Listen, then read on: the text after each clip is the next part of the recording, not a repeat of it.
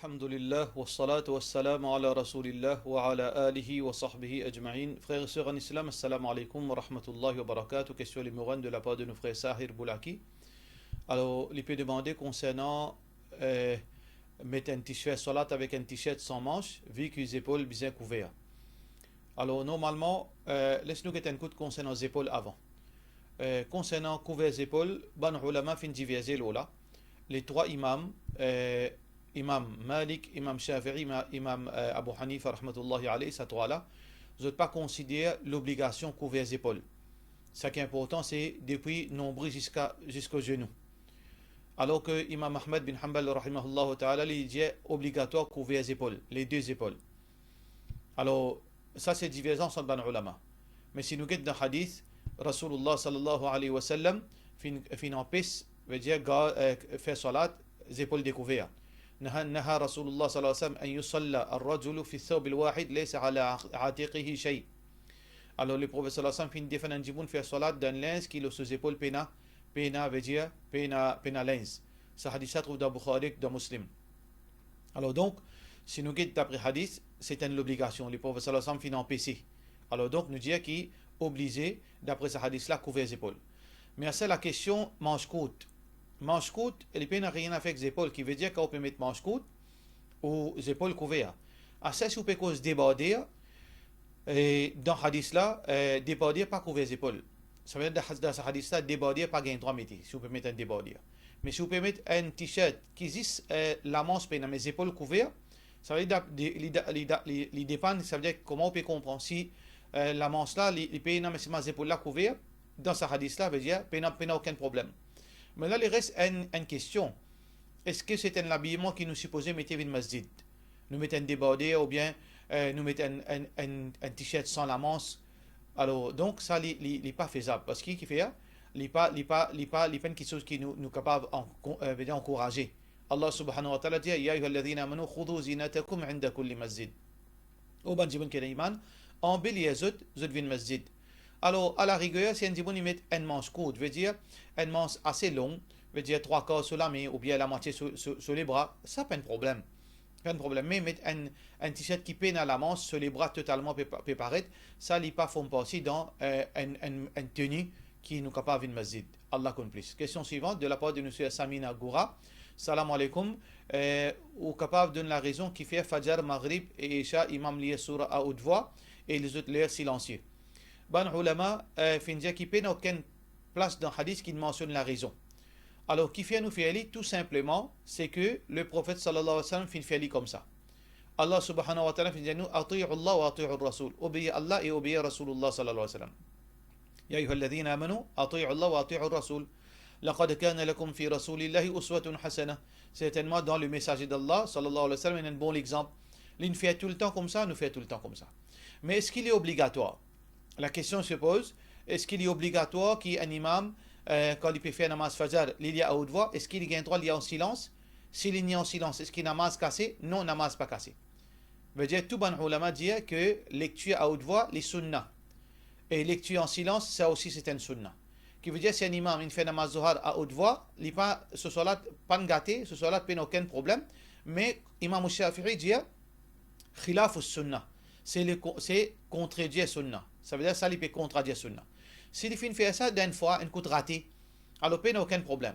Mais si un djimoun, un imam, il fait le contraire, ça veut dire chaque fois il fait namaz fajr, il fait le silence. Chaque fois il fait zuhar, il fait le à haute voix, ça il vient une contradiction et s'il continue, il est capable d'une innovation. Mais en lui-même, une fois comme ça, il n'est pas font partie dans, il n'y a aucun mal, parce que tout ban ulama, les 4 imams disent c'est sunnah. Alors donc, mais seulement, ça qui est l'exemple, le prophète sallallahu alayhi wa sallam, c'est qu'il nous continue à respecter ce principe, ça le meilleur pour nous-mêmes. Question suivante.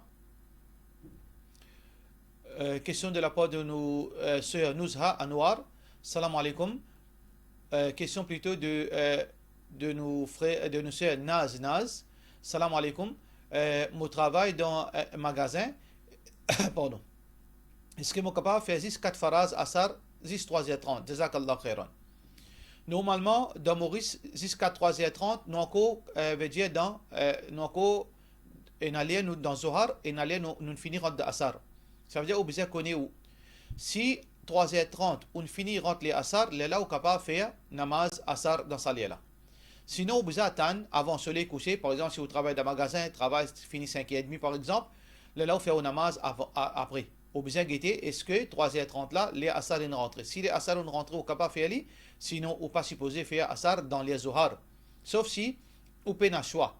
Veut dire, vous pouvez un choix, c'est une autre chose. Mais dans le cas, vous besoin attendre les asar rentrés pour faire. Question suivante. Assalamu alaikum, moi j'ai envie de connaître si en cas qui mon coup, mon père rate namaz asar avec maghrib. Et mon papa est capable de faire, ça veut dire, ça cela dire mon petit qui m'a fait tout mon salat, alhamdulillah. Moi j'ai envie de connaître si en cas qui mon coup et mon père rate asar maghrib, moi pas capable de faire ça des salats là dans les à cause de mon coup. Est-ce qu'il m'a capable de remplacer parce qu'à cause mon papa capable pour rentrer la case, c'était 30. Alors, dans ce cas-là, on a deux options. Dans ce cas-là, on a deux options. Soit qui, on fait salat là, dans ce lit, même assisé. Même assisé au ferry, ou garde ou oiseau avec vous, au ferry, ou faire salat là, assisé. Dans un coin. Ou faire 10 faraz. Ça, c'est la première option. Si ça aussi, ou pas capable, là, la deuxième option, ou faire jam'. Ça veut dire zohar ou avec asar. Ou faire zohar et asar dans le cas si ou pas capable de faire. Personne ne peut donner permission pour faire salat zohar dans la classe ou bien quelque part. Ou bien au sentier ou capable d'une persécution si vous faites ça. Alors dans ce cas-là, on fait zohar et asar ensemble. Là, on fait maghrib et isha ensemble. Dans ce cas-là, ça veut dire si on rentre tard. Mais ou pas gain droit, veut dire dans sa deuxième option là, excepté si vous finissez arriver trouver qui ou pas capable de faire même assisé, faire ça bonne salat là. Question suivante.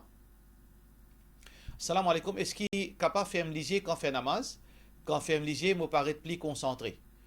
Sunnat Rasulullah sallallahu alayhi wa sallam, c'est qu'il nous vient liger, nous pas faire liger. Exceptionnellement, ça veut dire nous besoin entraîner nous besoin éduquer nous là-dedans, nous faire des efforts, nous faire salat liger ouvert. Parce que ça, c'est la meilleure façon que le prophète sallallahu alayhi wa sallam fait enseigner nous. Mais si dans certaines circonstances, parfois, il est capable de meilleur faire liger. Ou dans l'airport, par exemple, ou bien il y a des gens qui peuvent disturber ou faire moquerie avec vous dans le lieu public. Là, où faire liger, il est possible, pas aucun problème. Mais comme ça, on pas supposé faire liger.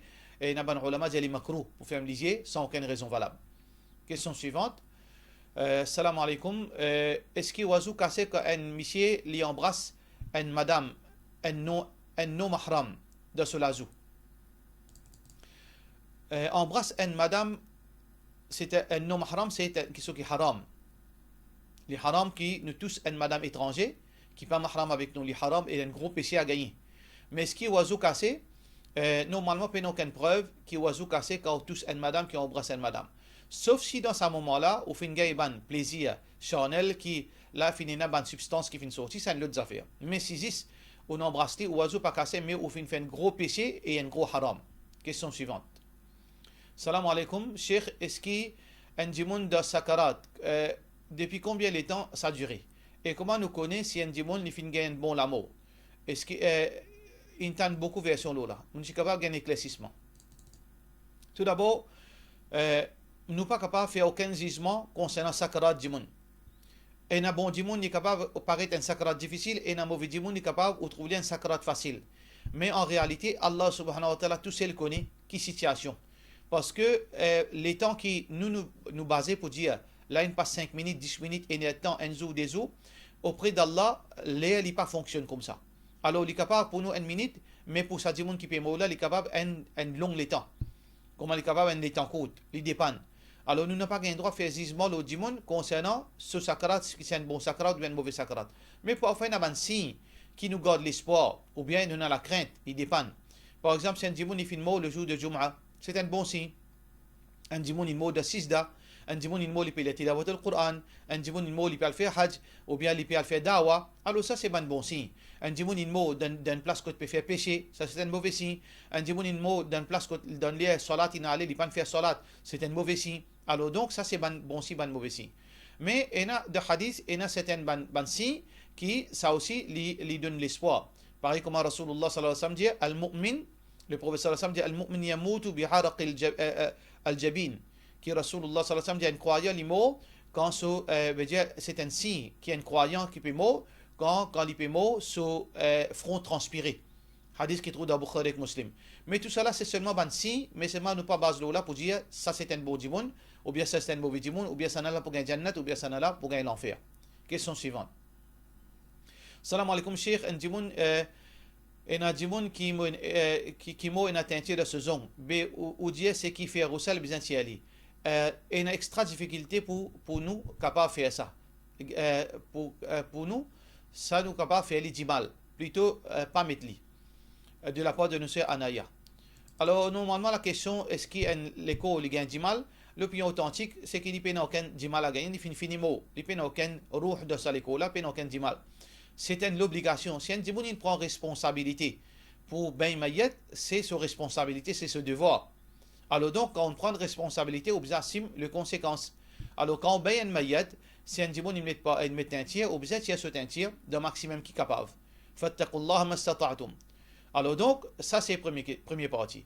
Deuxième partie, c'est pas à cause qu'un dimoun il a un risque qu'il est avec un tir, il ne vient pas mettre un tir. Parce qu'Allah pas fait haram pour une madame maquillée. Sinon, un dimoun pour bien payer tout bonne place que y aller, par exemple, un dimoun nous pas connu l'amour. Nous n'a parfois nous fait nos besoins. Alors dans ça là, nous pas connaît quand Allah nous nous l'amour. Est-ce que nous pas faire nos besoins? Nous besoin faire nos besoins. Ça veut dire nous besoin pas fatigue nous la tête avec dans quel état veut dire tension l'amour vient nous là.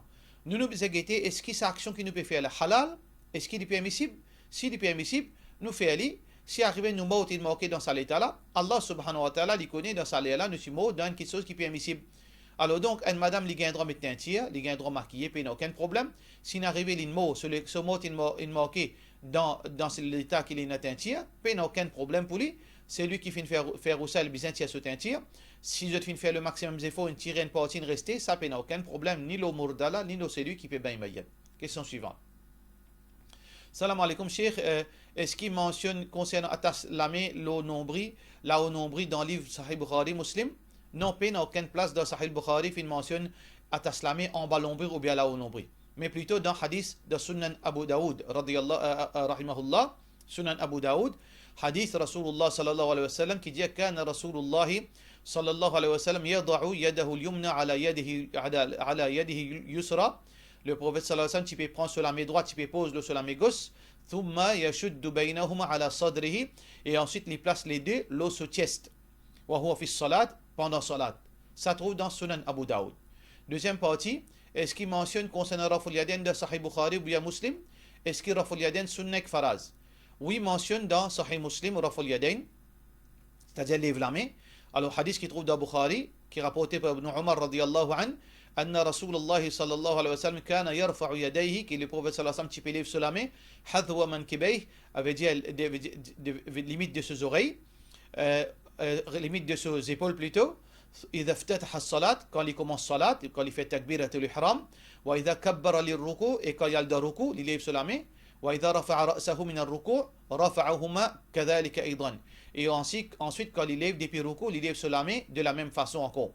وقال et le prophète sallallahu alayhi wa sallam dit سمع الله لمن حمده ربنا ولك الحمد les dit sa dua qui nous connaît سمع الله لمن حمده ربنا ولك الحمد وكان لا يفعل ذلك في السجود et il passe il sur la main sur de la main pendant sijda. Ce hadith ça trouve dans Bukhari.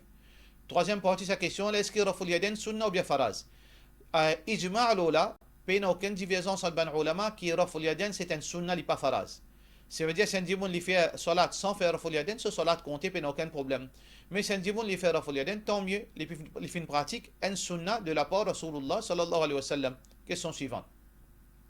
Salam alaikum, quand un dimoun fait accident, est-ce qu'il gagne jannat? Alors, ça c'est un bon signe.